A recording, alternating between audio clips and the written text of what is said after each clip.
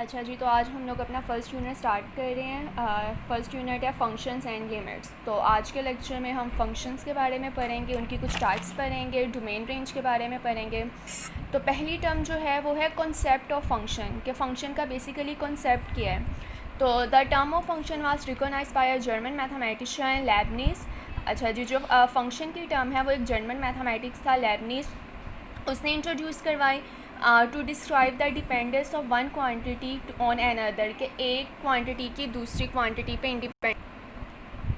अब इस टर्म को हम इस कुछ एग्जांपल से हम समझते हैं, जैसे कि the area F of a square depend on one of its side x by the formula A is equal to x square. अब जो हमारे पास एरिया होता है, एरिया का फार्मूला होता है A is equal to x square. यहाँ पे आप x की डिफरेंट वैल्यूज़ पुट करते जाएंगे, आपको उसके कॉरिस्पॉन्डिंग एरिया की जो है वो डिफरेंट वैल्यूज़ मिलती जाएंगी। तो जो एरिया है हमारे पास वो डिपेंड किस पे कर रहा है, x पे कर रहा है, ठीक है। तो हम कहते हैं we say that A is a function of x। तो जो एरिया है वो किसका फंक्शन है, x का फंक्शन है। दूसरी एग्जांपल कुछ इस तरह से है, the volume v of a sphere depend on its radius r by the formula v is equal to 4/3 pi r cube. अब यहाँ पे 4/3 भी एक कांस्टेंट नंबर है, पाई की वैल्यू भी कांस्टेंट होती है, लेकिन ये जो रेडियस है, हम रेडियस की वैल्यू चेंज करते जाएंगे तो उसी के जो हमारा वॉल्यूम है वो भी चेंज होता जाएगा। तो जो स्फीयर का वॉल्यूम है वो बेसिकली किसके ऊपर डिपेंड करता है, वो रेडियस के ऊपर डिपेंड करता है। तो हम कह सकते हैं कि जो v है वो is a function of r, के v जो है वो r का फंक्शन है। तो अब फंक्शन की डेफिनेशन की तरफ आते हैं। तो फंक्शन की डेफिनेशन होती है, function is a rule or a correspondence relating to set in such a way that each element in the first set correspond to one and only one element in the second set. अब basically function हमारे पास एक rule होता है, एक mapping होती है दो सेट्स के दरमियान के, जो फर्स्ट सेट होता है उसका हर एलिमेंट सेकंड सेट के जो एलिमेंट्स होते हैं उससे मैप करते हैं। अब इसकी भी कंडीशन होती है, बेसिकली कंडीशन क्या होती है वो हम समझते हैं। जैसे यहाँ पे अगर आप देखें, मैंने डिफरेंट सेट्स लिए हैं, उन पे डिफरेंट मैपिंग्स बनाई हैं, ठीक है। जो हमारा फर्स्ट फंक्शन है वो दो सेट ए और बी हैं। ए के एलिमेंट्स हमारे पास हैं 1 2 3, बी के एलिमेंट्स हैं ए बी सी। अब यहाँ पे देखें, जो ए सेट का जो पहले सेट का 1 एलिमेंट है वो सेट बी के बी एलिमेंट से मैप हो रहा है। जो 2 एलिमेंट है वो सेट बी के ए एलिमेंट से मैप हो रहा है। जो 3 एलिमेंट है वो सेट बी के 3 एलिमेंट सी एलिमेंट से मैप हो रहा है। तो जो सेट ए में एलिमेंट्स हैं 1 2 3, वो आप देखें कि सारे एलिमेंट्स जो हैं वो मैप कर रहे हैं सेट बी के एलिमेंट से, ठीक है। कोई एलिमेंट इसमें ऐसा नहीं है जिसकी मैपिंग ना हुई हो। तो कंडीशन जो होती है फंक्शन की, वो फर्स्ट हमने ये देखनी होती है कि जो सेट ए होता है उसके तमाम एलिमेंट्स जो हैं वो मैप किए हुए हों दूसरे सेट से। अब दूसरी कंडीशन क्या होती है कि सेट ए का कोई भी एलिमेंट सेट बी के, यानी कि सेट ए के कोई से दो एलिमेंट सेट बी के एक सेम एलिमेंट के साथ मैप ना हुए हों। जैसे देखें यहाँ पे जो सेट, अगर मैं इसको ऑर्डर पेयर की फॉर्म में लिखूँ तो हम इसको ऐसे लिख सकते हैं, 1 जो है वो बी के साथ मैप हुआ हुआ है, 2 जो है वो ए के साथ मैप हुआ हुआ है, 3 जो है वो सी के साथ मैप हुआ हुआ है। तो हम अगर इसमें मैं डोमेन रेंज बताऊँ तो जो सेट ए के एलिमेंट्स होते हैं आप उसको क्या कहते हो, डोमेन। और सेट ए के वो एलिमेंट जो सेट बी के साथ मैप हुए होते हैं उनको आप क्या कहते हो, रेंज कहते हो। तो यहाँ पे अगर डोमेन में देखूँ वो आपके पास है 1 2 3, ठीक है। तो डोमेन आप देख रहे हो 1 2 3 आ रही है, इसका मतलब है कि सेट ए के तमाम एलिमेंट्स मैप हो रहे हैं, वो तो हमें इस डायग्राम से भी पता चल रहा है। और सेट ए का कोई ऐसा एलिमेंट नहीं है, कोई से दो ऐसे एलिमेंट नहीं है जो सेम एलिमेंट के साथ मैप हुए हों, ठीक है। सेट ए का हर एलिमेंट सेट बी के अलग अलग एलिमेंट के साथ मैप हुआ हुआ है। तो ये वाली जो मैपिंग है ये हमारे पास क्या है, ये एक फंक्शन है सेट ए से सेट बी का। अब यहाँ पे दूसरा देखें, एक और एग्जांपल है, सेट ए के वही एलिमेंट्स हैं 1 2 3, सेट बी के एलिमेंट्स मैंने ले लिए हैं ए बी।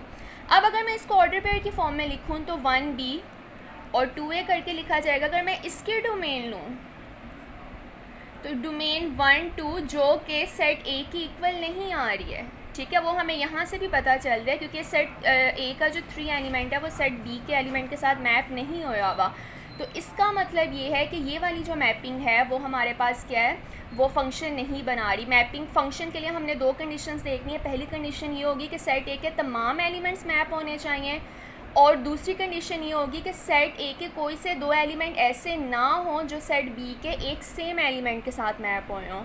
तो यहाँ पे जब हमारी पहली जो कंडीशन है वो सेटिस्फाई नहीं हो रही, क्योंकि यहाँ पे 3 मैप नहीं हो रहा हुआ, तो ये जो है, ये वाली जो टर्म है वो फंक्शन, ये वाली जो मैपिंग है वो फंक्शन नहीं बना रही।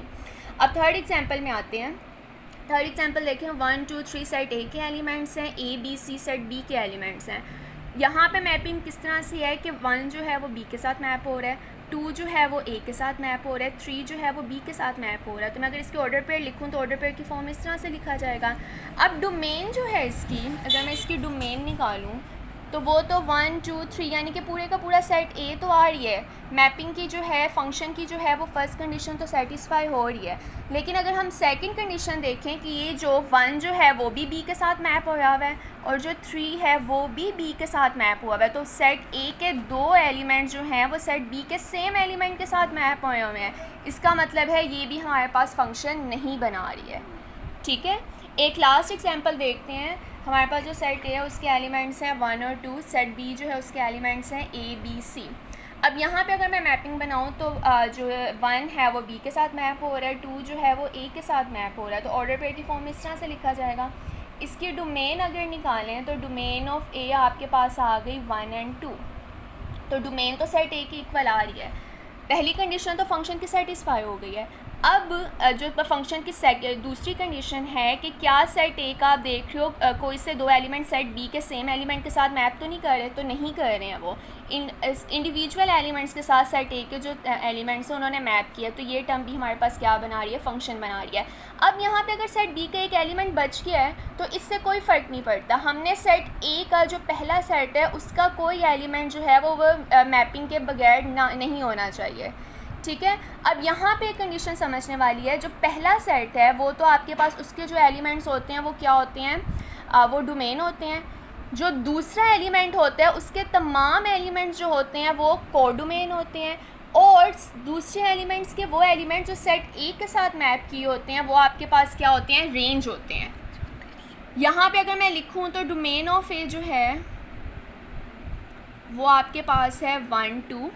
अगर मैं इसकी कोडोमेन पूछूं तो कोडोमेन जो है वो सेट बी के सारे एलिमेंट्स आएंगे, चाहे वो मैप किए हुए हों या ना हो, तो वो हो जाएंगे ए बी सी। कोडोमेन इसकी ये हो जाएगी।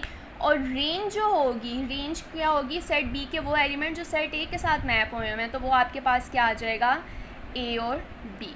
तो ये 3 टर्म्स जो हैं ये समझने वाली हैं इसमें। ठीक है, तो ये हमने फंक्शन और उसकी कुछ एग्जांपल्स दी थी। होपफुली आपको फंक्शन का जो कॉन्सेप्ट है वो समझ आ गया होगा। अब हम फंक्शन को डिनोट किस तरह से करते हैं, नोटेशंस क्या होती हैं फंक्शन की, वो हम देखते हैं।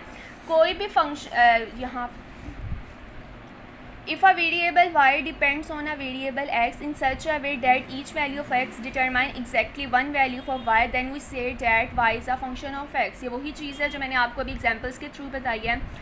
अब symbolically the way of write the statement y is a function of x is written as y is equal to f of x। तो जो फंक्शन की नोटेशन है वो इस तरह से होती है, y is equal to f of x। यहाँ पे जो x होता है वो हमारे पास इंडिपेंडेंट वेरिएबल होता है,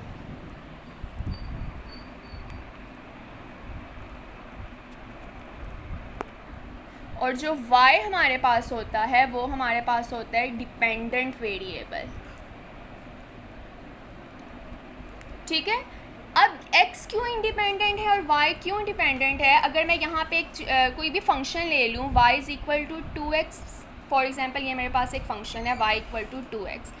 अब यहाँ पे आप x के डिफरेंट वैल्यूज़ पुट करते जाओगे, उसके कॉरिस्पॉन्डिंग y के डिफरेंट आंसर्स आते जाएंगे। तो जो y है वो किस पे डिपेंड कर रहा है, वो x पे डिपेंड कर रहा है। मैं x की वैल्यू लेती हूँ 1, तो मैं यहाँ पे पुट करूँ तो y का आंसर क्या आ गया, 2 आ गया। मैं x की वैल्यू लेती हूँ 2, यहाँ पे मैं पुट करूँ y का आंसर क्या आ गया, 4 आ गया। मैं x की वैल्यू लेती हूँ 3, यहाँ पे पुट करूँ y का आंसर क्या आ गया, 6 आ गया। तो मैं अपनी मर्ज़ी से x की कोई भी वैल्यू ले सकती हूँ। तो x यहाँ पे क्या है, इंडिपेंडेंट वेरिएबल है, और उसके कॉरिस्पॉन्डिंग जो y के आंसर्स हैं वो आते जा रहे हैं जो कि x की वैल्यू के ऊपर डिपेंड कर रहे हैं। तो जो y है हमारे पास वो हमारे पास डिपेंडेंट वेरिएबल है जो कि x पे डिपेंड कर रहा है। ठीक हो गया।